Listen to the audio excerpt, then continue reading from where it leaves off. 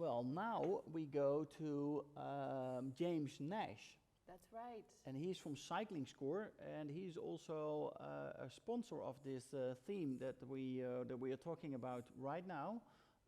So I hope James is here already. Okay, guys, I think we're there. I'll no further ado. I'll just obviously scan through. So, Okay, sounds good. so yeah, it's pleasure obviously to be here, representing CyclingScore, and obviously there's going to be the theme here is on sustainability. Now, there's a very close link between active travel, what we do, sustainability, but also health and well-being. So in regards to CyclingScore, we basically certify and rate the cycle friendliness of both commercial and residential buildings across the world. We started off just in the UK, and now we have spread further across Europe predominantly. And we've just started to certify some buildings in the US as well. So in summary, when you look at active travel, it really does fit into two main aspects, if you like, or trends that are certainly coming our way with urbanisation going forward. So in regards to sustainability, it's affecting that a huge amount because most obviously targets in the built environment to do with sustainability do focus around the reduction in CO2. So it's obvious that how active travel does that. So if you were to use your bicycle to obviously travel around to work or for leisure or just getting about, you're obviously reducing the amount of CO2 that you're producing instead of getting in your car or going getting a train or on a bus, etc. So that's one key side to active travel and how it's going to affect urbanisation going forward on the sustainability side of things. The other side of things as well is on health and well-being. So active travel really does have a big impact on people's health and well-being and can really aid developments to improve that. There's various pieces of research out there in regards to how keeping active reduces all sorts of stress, for example, or other issues, anxiety, and it's proven as well. There was a piece of research done recently that people that cycle to work, or 80% of people that cycle to work, actually reported being less stressed at work, which is obviously great. So, in terms of actually showing you, if you like, this urban trend these two main urban trends that are coming along and have been and are only going to get more and more important going forward. I thought it'd be a good idea to show you guys a development that is the embodiment, if you like, of sustainability, health and well-being, and how they've really made active travel the focus of being able to impact on both these two trends. So the development is the Verde building in London. It was developed around about 3 years ago by Tishman Speyer, the big US developer, and they really were keen to ensure that active travel was at the heart of their building, and that that would ensure that the health and well-being and the sustainability sides and their targets would be met. So in terms of health and well-being and sustainability, there's various things they did in the development. So they really looked at the materials that were used in construction to see where they were sourced from. And they've also have used smart technology within the building to keep an eye on their CO2 emissions. In terms of health and well-being, as you can see in the image, there's a number of terraces on pretty much most of the floors. And this was to enable tenants to actually not be inside all day long, so they can go out onto these green roof terraces to take a break or to actually have meetings out there, which is great. And in terms of the active travel facilities, which again will impact on the sustainability and health and well-being aspects of the building, it has 400 bike parking spaces, 400 lockers. Now the lockers can be used by cyclists, when they're travelling into work, or also by runners, which is becoming more and more popular. So people either decide to run into work, or to go for a run at their lunchtime, and they can obviously put all their change of clothes into these lockers. Has an independent cycle route, which is very important, because it ensures that vehicles and bikes or e-scooters do not cross. So safety is obviously paramount. It has 30 segregated showers, which is a really, really high number for the size of the building.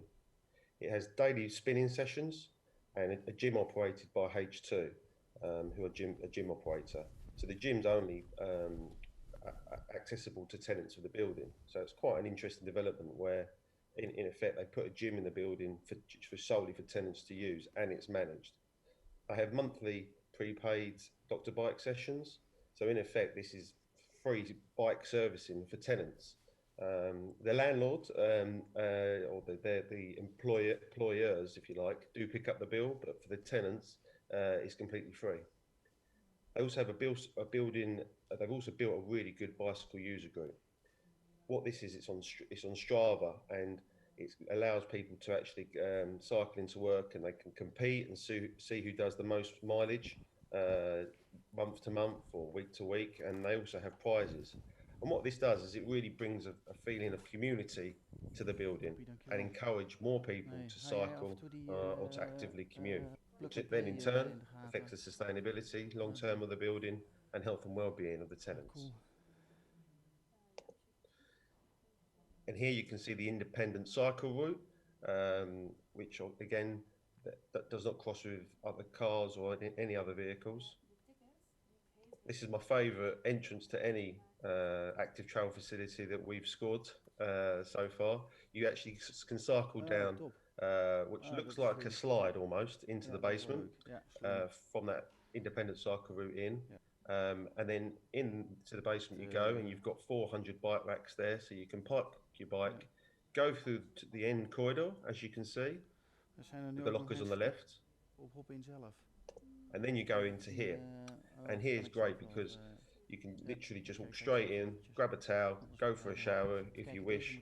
The whole space is managed by this operator called H2, so they can look after the whole active travel facility. And you can even go for spinning classes during work, at lunchtime, or after work. So it's a complete embodiment of these trends that we're going to see in sustainability and health and well-being going forward.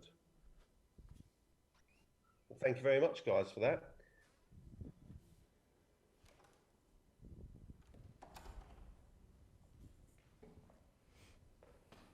Thank you.